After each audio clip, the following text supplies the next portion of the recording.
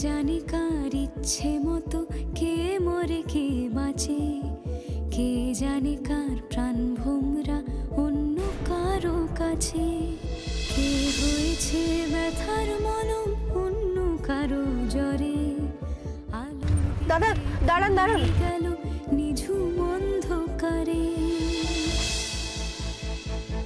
তার মন কেমনের হাসি, তার জীবন জোড়া ভুল, সে অন্য কারো হাতে ইচ্ছে পুতুল, ইচ্ছে পুতুল।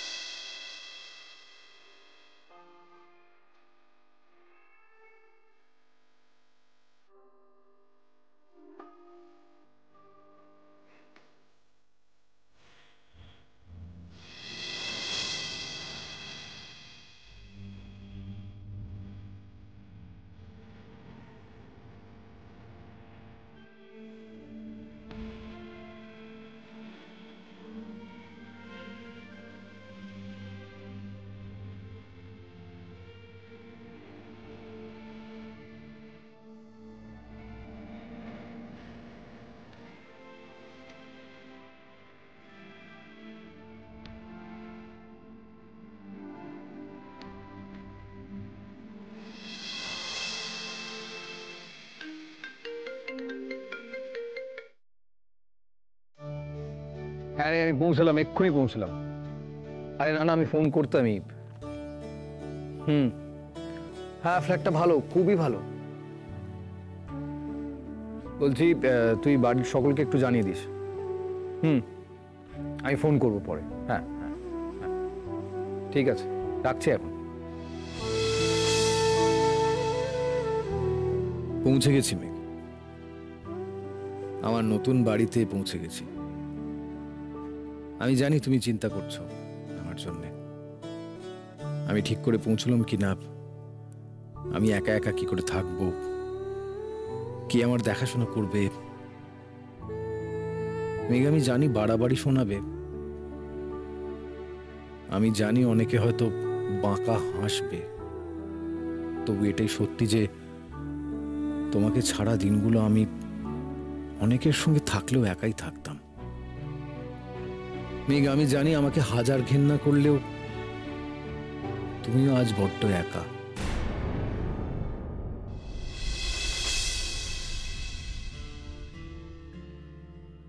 মেঘ, এই ঘরটার কোথাও তোমার এতটুকু ছোঁয়া নেই। তোমাকে বলিনি কোনোদিন, কাউকেই বলিনি। আমি বাড়িতে আমার ঘরটা ইদানিং টিকতে পারতাম না। কয়েকটা দিন তো মাত্র তুমি ছিলে ওই ঘরটায়, কিন্তু যেই মনে হতো তুমি আর কোনোদিন আসবে না ওই ঘরে, আমার গোটা অন্তরাত্মা যেন ভয়ে সিঁটিয়ে যেত, দম বন্ধ লাগতো, অন্ধকার লাগতো। মেঘ, আমি বোধহয় পারতাম না শেষ অব্দি ওই শহরে তোমাকে ছেড়ে একা থাকতে। কোনোদিন সেই ছুটে চলে যেতাম তোমার কাছে, বলতাম চলো সব ভুলে আবার একসঙ্গে বাঁচি। আমি জানি তুমিও পারতে না হয়তো আমার ডাক উপেক্ষা করতে। আর তারপর আবার আমি তোমার জীবনে না চেয়েও নিয়ে আসতাম অশান্তি। সেই ভয়েই শহর ছেড়ে চলে এলাম মেঘ। হয়তো তোমাকে কষ্ট দিলাম,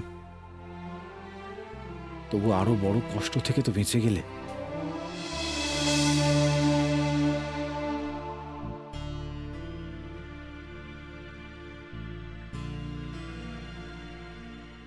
মেঘ, আমি ঠিক করেছি প্রতিদিন তোমাকে একটা করে চিঠি লিখব, ইয়েস, ঠিক শুনেছ, চিঠি।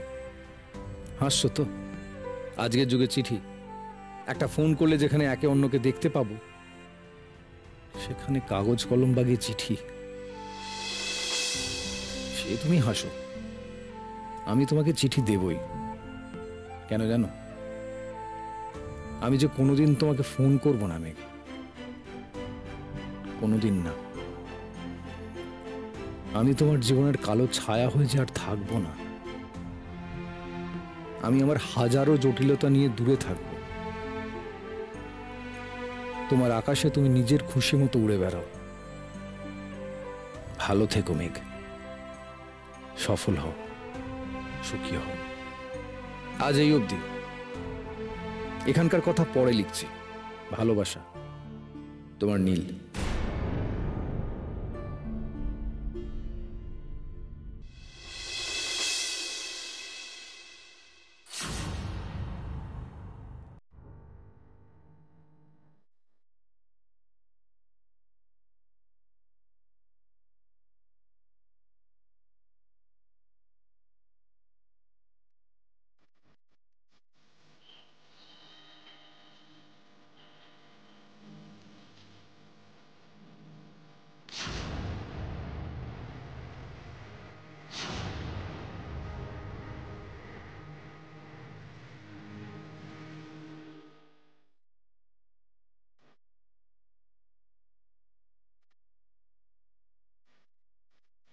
কি ব্যাপার, মুখে এত হাসি? তার আগে বলো, তোমার মনে এত দুঃখ কেন? কেন সেটা তুমি জানো না? তুমি বলো। জানো তো নীল, এখনই যখন ডায়েরিতে লিখছিলাম তখন তারিখটা দেখে না বুকের ভেতরটা কেমন করে উঠল। আজ এই মাসের 16 তারিখ। আজ আর মাত্র 2টো দিন, তারপরে তো 19 তারিখ। আচ্ছা ধরো, যদি এমন কিছু করা যায়, এই তারিখটা ক্যালেন্ডারে এলোই না। কেমন করে? ম্যাজিক। ম্যাজিক করে ইনএভিটেবলকে ঠেকানো যায় না নীল, সময়কে ঠেকানো যায় না। তারিখটা তো আসবে, আর আমাদের তার সামনে দাঁড়াতেই হবে। আজকে কি লিখলে আমাকে শোনাবে না? রোজই তো শোনাই তোমাকে, তুমি শুনতে পাও কিনা জানি না। তুমি অবধি আমার গলার স্বর পৌঁছোয় কিনা সেটাও জানি না।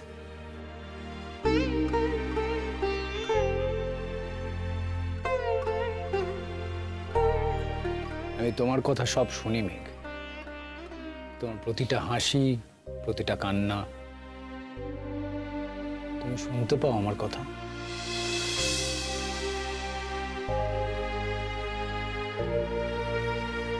মেঘ, আমার খুব ইচ্ছে করে আমি যা লিখেছি তোমার জন্য, সেই সব লেখা একদিন তোমার কাছে পাঠাবো, তুমি পড়বে।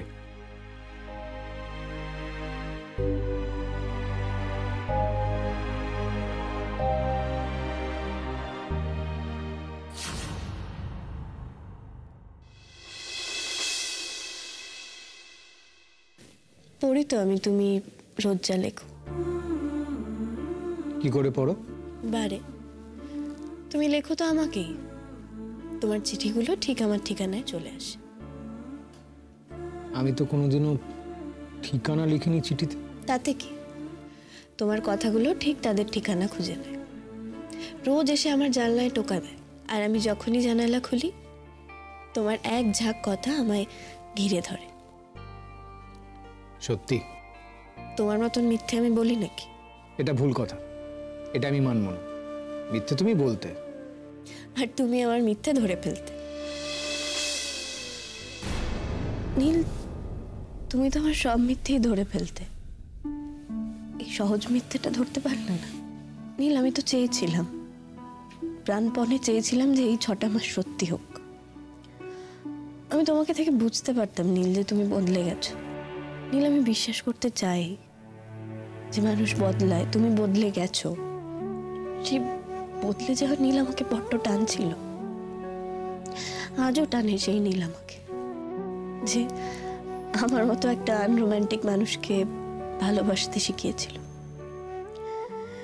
তাকে আমার খুব ভালোবাসতে ইচ্ছে করে নীল, তার বুকের মধ্যে নিঃশ্বাস নিতে ইচ্ছে করে। এই সহজ সত্যিটা তুমি ধরতে পারলে না নীল, নাকি ধরতে চাইলে না?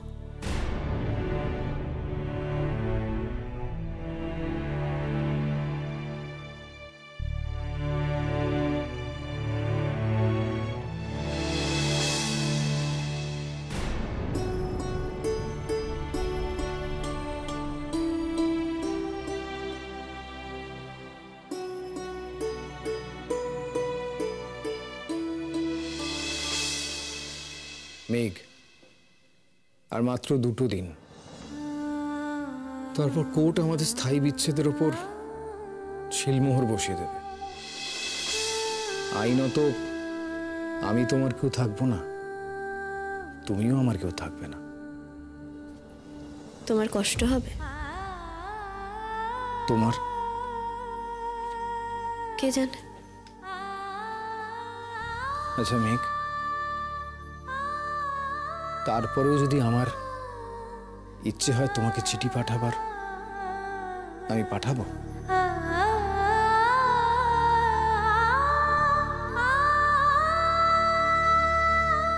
আমি অপেক্ষা করব নীল। মেঘ, একটা সত্যি কথা বলবো, 6 মাস বাদে সামনের 19 তারিখ আবার তোমার আমার দেখা হবে। 6 মাস মেঘ, 6 মাস তোমাকে দেখতে পাবো মেঘ, তোমাকে দেখতে পাবো, এই ভাবনাটাই আমাকে বিচ্ছেদের সমস্ত দুঃখ ভুলিয়ে দিচ্ছে। তুমি আমার পাশে থাকবে, আমি তোমার পাশে থাকবো, তোমার কথা শুনবো, তুমি আমার সামনে থাকবে মেঘ। হোক না সেটা একদিনের জন্য, তবু তো সেটা সত্যি মেঘ, সেটা সত্যি।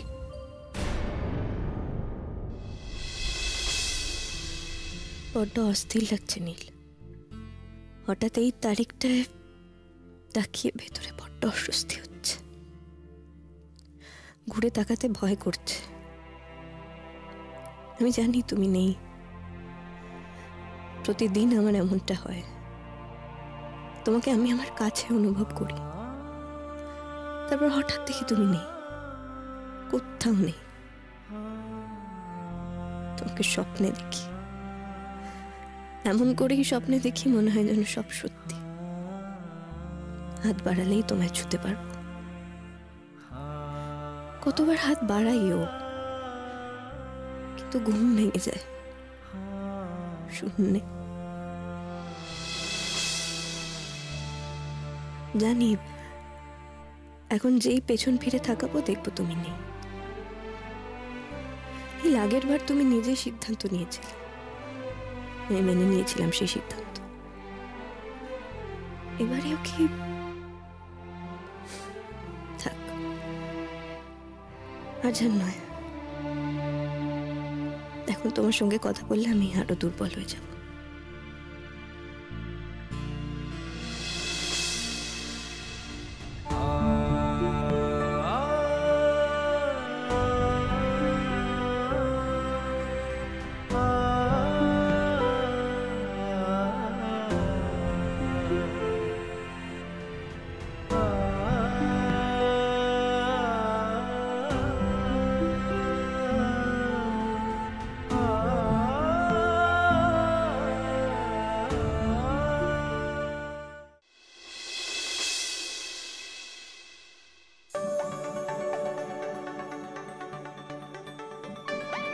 এই তো ছোটদা ভাই বসে পড় খেতে। মর্নিং। Good morning. দাদাভাই মেসেজ করেছিল 18 তারিখ রাত্রির ফ্লাইটে আসবে বলল, ওই মাঝরাত্রিরে নাগাদ এসে পৌঁছবে বলল। বাহ, চমৎকার। তো 19 তারিখ মাঝরাত্রির ফ্লাইটে ফিরে যাবে, সেটাও নিশ্চয়ই বলেছে। যা বাবা, সেটা আমাকে বলেনি, সেটা আমি কি করে জানবো? আর আমিও জিজ্ঞেস করিনি। ও জানাবার হলে জানাবে, না জানাবার হলে জানাবে না। আমি আলাদা করে জিজ্ঞেস করলে হয়তো রিপ্লাই দেবে না, এড়িয়ে যাবে। না না, জিজ্ঞেস করতেই বা যাবি কেন? তুই মিছিমিছি ওর অ্যাটিটিউডটা দেখতে যাবেই বা কেন? আমার কেন জানি মনে হচ্ছে দাদা ভাই আমাদের চিনতে পারবে তো। গত 6 মাসে দাদা ভাই আমার সাথে 6টা সেন্টেন্স বলেছে কিনা সেটাও আমাকে হিসেব করতে হবে। উফ, তোরা সব সময় এত কমপ্লেন করিস না। ওর দিকটাও একবার ভাব, কোনো দিন বাড়ি ছেড়ে এতদিন ধরে বাইরে থেকেছে ও? না না, সেটা যে কাউকেই থাকতে হতে পারে ছোট, আর সেটা তো নিজের চয়েস, সেটা নিয়ে ব্রুড করবেই বা কেন? বৌদি, আমার মনে হয় আমরা একটু নীলের ব্যাপারে বেশি ক্রিটিক্যাল হয়ে যাচ্ছি। মেঘের সঙ্গে ওর এই ব্রেকআপটা কিন্তু শুধুমাত্র একটা সম্পর্কের ব্রেকআপ নয়। আমি তো বলবো এই ঘটনাটার ফলে ওর মধ্যে একটা বড় রকমের সেলফ রিয়েলাইজেশন এসছে। এই সম্পর্কটা ওয়ার্ক না করায় ওর মধ্যে একটা বড় রকমের ব্যর্থতার বোধ আছে। ওর যদি এটা নিয়ে খারাপ লাগা থেকেই থাকে, মেঘের সঙ্গে আলাদা হওয়াটা যদি ওর কাছে কষ্টের হয়, তাহলে ও এটা নিজে চুজ করেছিল কেন? ওর কাছে সুযোগ ছিল তো নিজের ভুলটা শুধরে নেওয়ার, তখন তাহলে সেটা করলো না কেন? কারণ ও এসকেপিস্ট, পালিয়ে জীবন বাঁচছে। দিদিভাই, আমরা কেউ না ওর জায়গায় নেই। আমার মনে হয় ওকে এইভাবে জাজ করাটা কিন্তু ঠিক হচ্ছে না। ও নিশ্চয়ই কিছু একটা ভেবে এই ডিসিশনটা নিয়েছে, তাই ওর এই চেঞ্জ লাইফটাতে ওকে একটু থিতু হওয়ার সময় তো আমাদের দেওয়া উচিত, তাই না দিদিভাই? দেখো, আস্তে আস্তে সব ঠিক হয়ে যাবে। আস্তে আস্তে সময়ের সঙ্গে সবই ঠিক হয় ছোট, কিন্তু তখনই হয় যখন কেউ সেটা ঠিক করতে চায়। নীল তো সেটা চাইছে না। ও আমাদের ওর জীবন থেকে একেবারে ঝেড়ে ফেলে দিতে চাইছে, একটা অদ্ভুত জীবন চুজ করছে। বৌদি, এটা কিন্তু তুমি ভুল ভাবছো। হয়তো নীল মেঘের স্মৃতি থেকে বেরিয়ে আসার চেষ্টা করছে, হয়তো ওর গিল্ট ফিলিং এর সঙ্গে লড়াই করার চেষ্টা করছে। আচ্ছা বাবা, দাদা ভাই কেন মেঘের স্মৃতি থেকে বেরিয়ে আসার চেষ্টা করছে? ওর যদি এতটুকু গিল্ট ফিলিং থাকতো তাহলে কিন্তু কন্টিনিউয়াসলি এতগুলো অন্যায় করে যেত না। সবটাই দাদা ভাইয়ের ইগো ট্রিপ, আমি বুঝে গেছি। যাকে ও 18 তারিখ আসবে বলেছে, বাড়িতে থাকবে কি থাকবে না সেটা কিছু বলেনি, আমি জাস্ট তোমাদের জানিয়ে দিলাম। দাদা ভাই আসছে, আসার আগে আমি বন্ধুর বাড়িতে চলে যাব, তারপর ও ব্যাক করে চলে যাওয়ার পর আবার বাড়িতে ফিরবো। এ কি কথা গিনি? বেশি বাড়াবাড়ি করিস না, হ্যাঁ? ছেলেটা এতদিন বাদে বাড়িতে আসছে। বাড়াবাড়ি গিনি করছে না ছোট। এই 6 মাসের মধ্যে অন্তত 3 বার ও ওকে লিখেছে যে ওর কাছে গিয়ে থাকতে চায়, কিন্তু তিনি প্রতিবার এড়িয়ে গেছেন। বাড়াবাড়ি সেটাকে বলে। গিনির রাগ হওয়া, গিনির অভিমান হওয়াটা বাড়াবাড়ি নয়। আচ্ছা তুই বলতো, এই 6 মাসের মধ্যে ও কবার তোর সাথে কথা বলেছে, কবার আমার সাথে কথা বলেছে? ও তো সেবার আমি ওকে জিজ্ঞেস করলাম, হ্যাঁ রে মেঘের সাথে কথা হয়? কোনো জবাব দিল না, ফোনটা কেটে দিল। ছোট, ও যেটা করছে সেটা সবটাই বাড়াবাড়ি, সবটাই আনন্যাচারাল। জগতে কি আর কারুর ডিভোর্স হয় না? তাহলে এরকম ইললজিক্যাল একটা ব্যবহার কেন? ও তো এই বাড়ির আসবাবপত্র যেমন ফেলে রেখে গেছে, সেইভাবে আমাদের ফেলে রেখে গেছে। ওর মধ্যে না বেসিক্যালি ওই হিউম্যান ইমোশন যেগুলোকে আমরা বলি সেইগুলোই কম আছে। মাঝখানে মিনি জন্মদিন ছিল, ওই একটা হ্যাপি বার্থডে মেসেজ বোধ হয়, ব্যাস। তোমাদের ম্যারেজ অ্যানিভার্সারি ছিল, সেই একই ব্যাপার। আর আমার জন্মদিন, ও নিজের জীবনে আমাদের আর কাউকে চায় না। বেশ, তাই হোক, আমি আর ওর জীবনে অন্তত ঢুকছি না, যা ইচ্ছে করুক।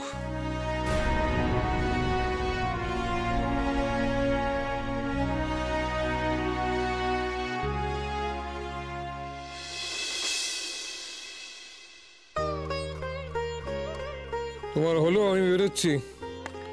হ্যাঁ, হয়ে গেছে। এ নাও, সবটা খেয়ে নিও। কি, তুই বেরোবি না?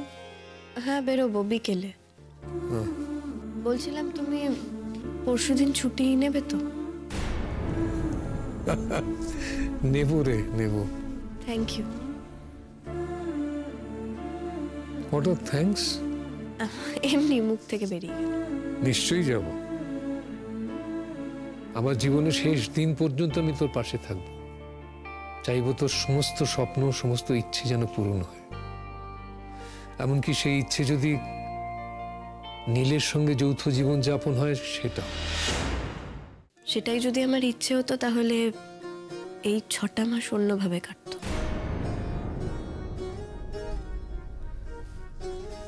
মা, অনেকদিন না ওই লুচি আর সাদা আলুর তরকারি খাওয়া হয় না। খিদে পেয়েছে, একটু করবে আজকে?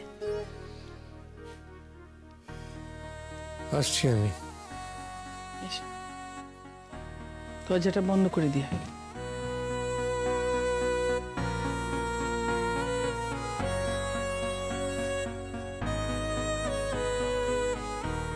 মেঘ কাল বাদে পরশু তোর আর নীলের ডিভোর্স হবে, ছাড়াছাড়ি।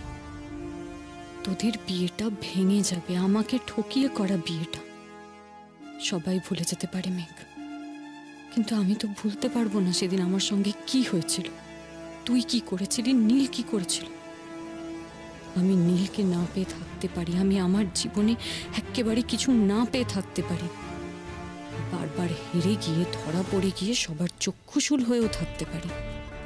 কোর্ট কেসে পরের দিনের হিয়ারিংয়ে আমাকে দোষী বলে দিতেই পারি, কিন্তু বিশ্বাস কর মেঘ, তাতে আমার কিচ্ছু যাবে আসবে না, কারণ পরশু আমি আবার জিতে যাব। তুই যেদিন নীলকে বিয়ে করেছিলি সেদিন থেকে আমি ছলে বলে কৌশলে চেয়েছি এই ঘটনাটা ঘটুক, যেটা পরশু ঘটতে চলেছে। এতে আমার কন্ট্রিবিউশনও আছে, আমি মানছি, and that's why I am happy মেঘ। তোকে নীলের সঙ্গে মিলতে দিইনি আর দেবেও না।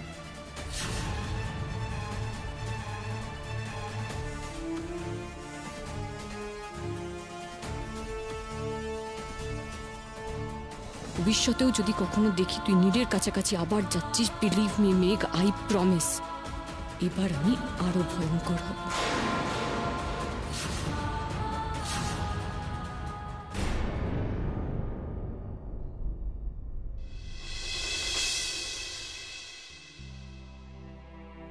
হেল্প করে দিই কিছু? করবি?